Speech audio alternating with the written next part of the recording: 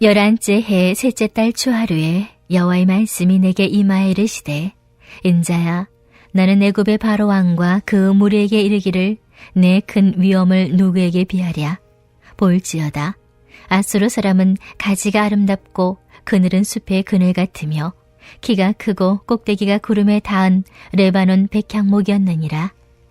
물들이 그것을 기르며 깊은 물이 그것을 자라게 하며 강들이 그 심어진 곳을 둘러 흐르며 두 개의 물이 들의 모든 나무에까지 미치매 그 나무가 물이 많으므로 키가 들의 모든 나무보다 크며 굵은 가지가 번성하며 가는 가지가 길게 뻗어나갔고 공중의 모든 새가 그 큰 가지에 깃들이며 들의 모든 짐승이 그 가는 가지 밑에 새끼를 낳으며 모든 큰 나라가 그 그늘 아래에 거주하였느니라. 그 뿌리가 큰 물가에 있으므로 그 나무가 크고 가지가 길어 모양이 아름다우매 하나님의 동산의 백향목이 능히 그를 가리지 못하며 잣나무가 그 굵은 가지만 못하며 단풍나무가 그 가는 가지만 못하며 하나님의 동산의 어떤 나무도 그 아름다운 모양과 같지 못하였도다. 내가 그 가지를 많게 하여 모양이 아름답게 하였더니 하나님의 동산 에덴에 있는 모든 나무가 다 시기 하였느니라. 그러므로 주 여호와께서 이같이 말씀하셨느니라. 그의 키가 크고 꼭대기가 구름에 닿아서 높이 솟아났으므로 마음이 교만하였은즉 내가 여러 나라의 능한 자의 손에 넘겨줄지라. 그가 임의로 대우할 것은 내가 그의 악으로 말미암아 쫓아내었음이라. 여러 나라의 포악한 다른 민족이 그를 찍어버렸으므로 그 가는 가지가 산과 모든 골짜기에 떨어졌고 그 굵은 가지가 그 땅 모든 물가에 꺾어졌으며 세상 모든 백성이 그를 버리고 그 그늘 아래에서 떠나매 공중의 모든 새가 그 넘어진 나무에 거주하며 들의 모든 짐승이 그 가지에 있으리니 이는 물가에 있는 모든 나무는 키가 크다고 교만하지 못하게 하며 그 꼭대기가 구름에 닿지 못하게 하며 또 물을 마시는 모든 나무가 스스로 높아 서지 못하게 함이니 그들을 다 죽음에 넘겨주어 사람들 가운데에서 구덩이로 내려가는 자와 함께 지하로 내려가게 하였습니다. 주 여호와께서 이같이 말씀하셨느니라. 그가 소홀에 내려가던 날에 내가 그를 위하여 슬프게 울게 하며 깊은 바다를 덮으며 모든 강을 쉬게 하며 큰 물을 그치게 하고 레바논이 그를 위하여 슬프게 울게 하며 들의 모든 나무를 그로 말미암아 쇠잔하게 하였느니라. 내가 그를 구덩에 내려가는 자와 함께 소홀에 떨어뜨리던 때에 백성들이 그 떨어지는 소리로 말미암아 진동하게 하였고 물을 마시는 에덴의 모든 나무 곧 레바논의 뛰어나고 아름다운 나무들이 지하에서 위로를 받게 하였느니라. 그러나 그들도 그와 함께 소홀에 내려 칼에 죽임을 당한 자에게 이르렀나니 그들은 옛적에 그의 팔이 된 자요 나라들 가운데에서 그 그늘 아래에 거주하던 자니라. 너의 영광과 위대함이 에덴의 나무들 중에서 어떤 것과 같은고? 그러나 내가 에덴의 나무들과 함께 지하에 내려갈 것이요 거기에서 할례를 받지 못하고 칼에 죽임을 당한 자 가운데 누우리라. 이들은 바로와 그의 모든 군대니라. 주 여호와의 말씀이니라 하라. 할렐루야, 오늘도 말씀으로 살기로 결단하는 복된 하루가 되시길 간절히 소망합니다. 사랑하는 성도 여러분, 우리가 살아갈 때 이 땅에서 하나님 외에 마음을 뺏기는 것들이 여러분들은 있으십니까? 아마 없다고 하긴 어려울 것입니다.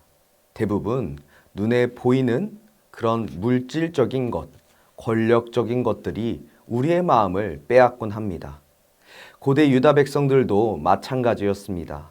바벨론의 잔혹한 그 포위 공격으로 예루살렘 성이 함락되기 불과 한 달 남짓 남았을 때 그들이 마지막으로 목을 매며 의지했던 대상은 하나님이 아니라 그 풍요를 등에 업은 애굽이었습니다. 애굽은 절대 무너지지 않을 것처럼 보였고 그들의 구원자가 되어줄 것이라고 생각했습니다. 그런 절박하고 그 혼란스러운 시기에 하나님께서는 에스겔 선지자를 통해 뜻밖의 시선을 열어 보여주십니다.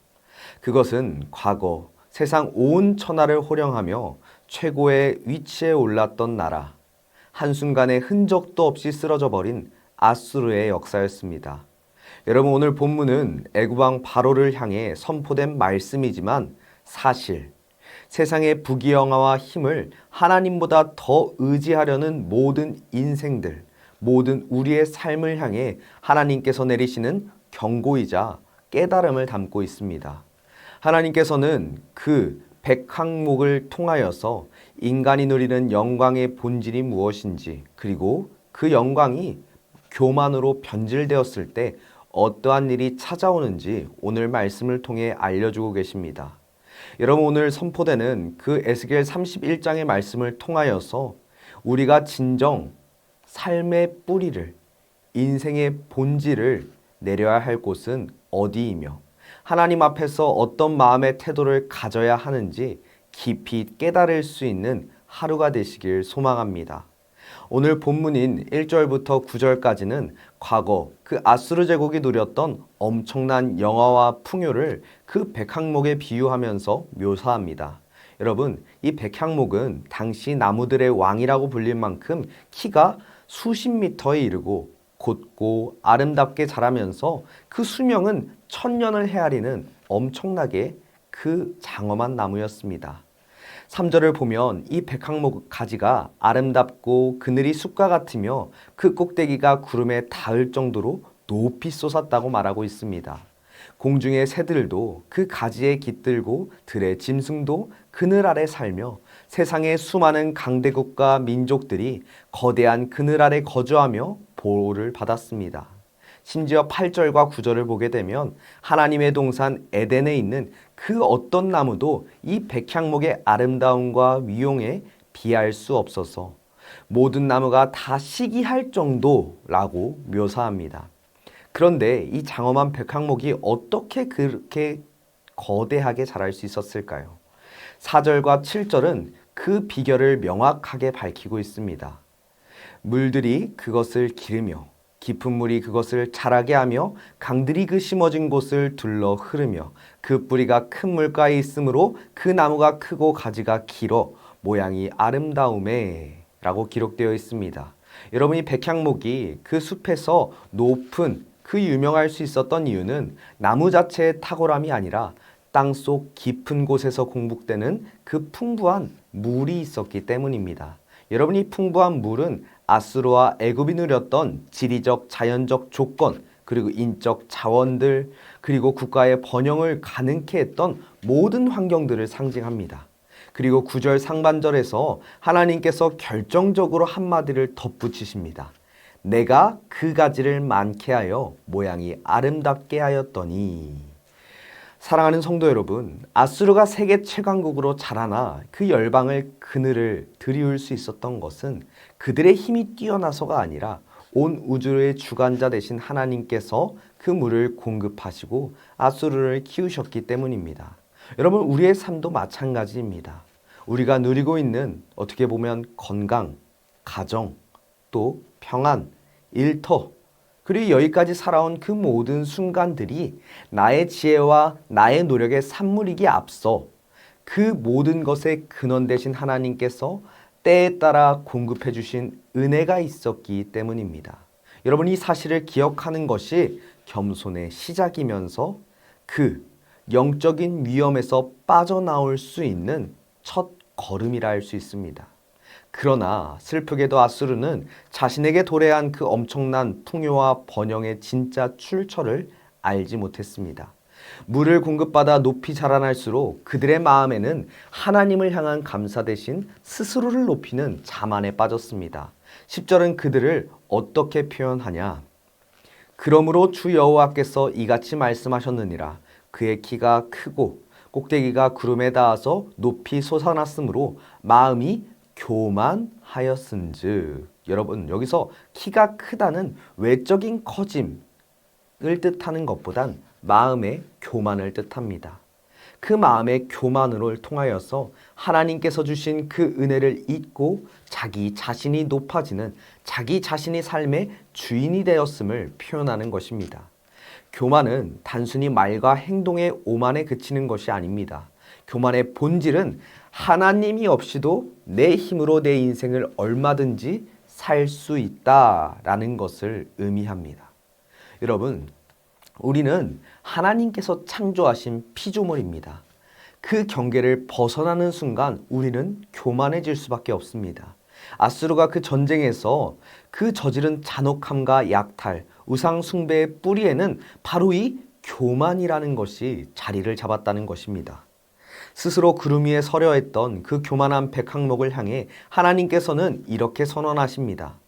하나님께서는 여러 나라의 포악한 민족, 곧 바벨론 제국을 불러들이셔서 백항목을 뿌리채 찍어버린다라고 11절과 12절에 말씀하는 것입니다. 하늘을 찌를 듯 솟아있던 거대한 가지들이 그 산과 골짜기의 무참히 꺾여 떨어졌습니다. 그 거대한 그늘 아래서 안전을 도모했던 그 주변 나라들이, 그 백성들이 미련 없이 그를 버리고 떠나버렸습니다. 한때 온 세상에 부러움과 시기를 샀던 그 아수르가, 그 백향목이 이제는 들짐승이 짓밟고 썩어가는 한 토막의 동나무 신세로 전락해버린 것입니다. 여러분, 하나님께서 왜 이토록 철저하게 그 강대국을 무너뜨리셨을까요? 그 목적은 14절을 보면 우리가 잘 알 수 있습니다. 이는 물가에 있는 모든 나무는 키가 크다고 교만하지 못하게 하며 그 꼭대기가 구름에 닿지 못하게 하여 또 물을 마시는 모든 나무가 스스로 높아 서지 못하게 함이니, 하나님께서는 아수르의 비참한 몰락은 그 세상 열방을 향해 말씀하신 것, 바로 경고로 삼으신 것입니다. 사랑하는 성도 여러분, 아무리 풍부한 물을 마시고 그 세력이 강하다고 할지라도 모든 인간과 그 나라의 그 무너짐은 그 유한한 피조물이라는 것으로 하나님께서는 이 말씀을 통해 보여주신 것입니다. 여러분, 잠언 16장 18절을 보면 교만은 패망의 선봉이요 거만한 마음은 넘어짐의 앞잡이라 표현합니다. 하나님께서는 겸손한 자에게 은혜를 베푸시고 스스로 높아지려 하는 자에게 반드시 그 자리에서 끌어내리시는 공의의 주권자이십니다. 여러분, 이 15절부터 18절까지는 이 거대한 백항목이 음부, 즉 스올로 곤두박질 치는 비참한 광경을 보여줍니다. 백항목이 무너지던 날 하나님께서는 그에게 물을 대주시던 깊은 바다를 덮어 슬프게 하시고 모든 강물을 멈추게 하셨습니다.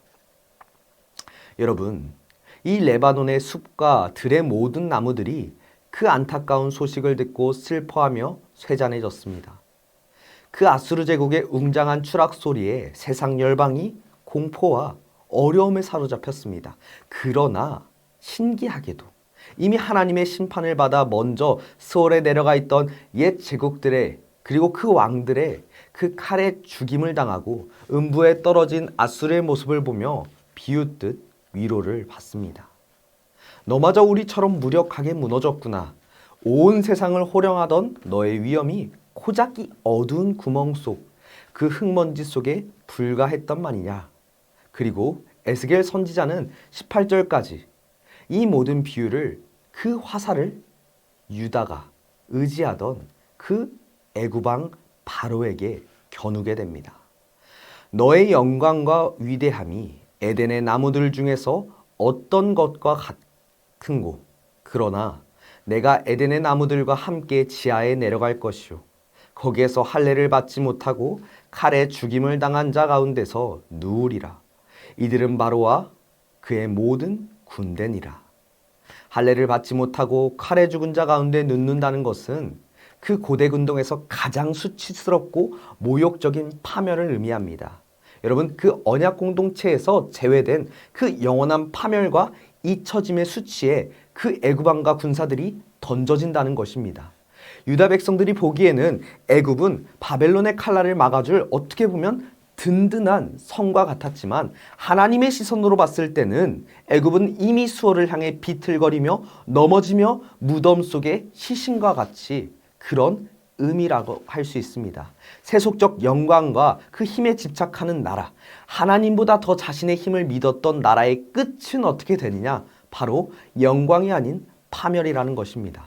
사랑하는 안디옥 교회 성도 여러분, 오늘 이 에스겔 31장의 말씀은 그 아수르와 그 애굽의 역사를 넘어서 오늘을 살아가는 우리에게 두 가지의 깊은 깨달음을 주게 됩니다. 첫 번째는 무엇이냐? 나는 지금 내 삶의 뿌리를 어디에 내리고 있는지입니다. 여러분, 우리가 백향목을 비유했을 때 그 나무의 생명력은 외형의 무성함이 아니라 뿌리를 닿을 수 있는 수원, 그 수원에 달려있다 했습니다. 세상의 부와 권력, 사람들의 인정과 자랑거리라는 물가에 뿌리 내린 그 인생은 여러분, 환경의 가뭄이 찾아올 때, 하나님의 심판이 임할 때 힘없이 쓰러질 수밖에 없습니다.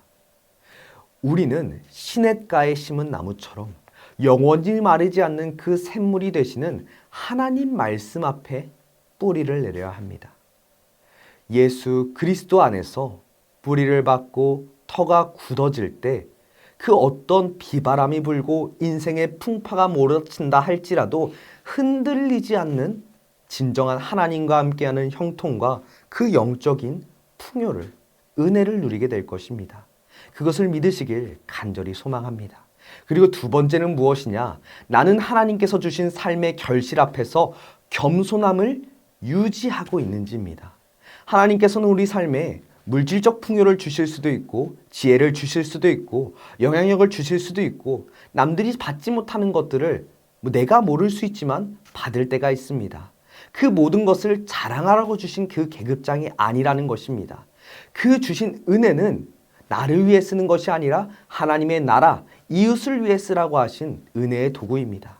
여러분, 탁월한 자리, 높은 자리에 오르는 것보다 더 중요한 것은 하나님 앞에 겸손을 잃지 않은 것입니다. 높아질수록 더욱 예수님을 닮아 낮아지는 것, 하나님께 영광을 돌리고 하나님께 나의 삶을 온전히 드리며 하나님께만 영광 올려드리는 것이 진짜 하나님께서 기뻐하시는 삶, 진짜 성공한 인생인 줄 믿으시기를 소망합니다. 여러분, 하나님 대신 세상에 그 힘이 있었던 걸 의지하려던 유다 백성들의 어리석음을 반복하지 않는 우리가 되길 소망합니다. 세상에 화려하고 확실해 보이는 그 길을 따라가는 것이 아니라 예수 그리스도의 길을 따라가는 여러분들이 되시길 소망합니다. 그 길을 갔을 때 당장은 눈앞에 멀리 보이고 당장은 눈앞에 실패로 보일지라도 그것이 진정 형통의 길, 생명의 길임을 믿으시는 저와 우리 귀한 안디옥 교회 성도님들이 되시길 간절히 소망합니다. 우리 시간 주어진 기도 제목 붙잡고 주여 한번 부르시고 합심으로 기도하도록 하겠습니다.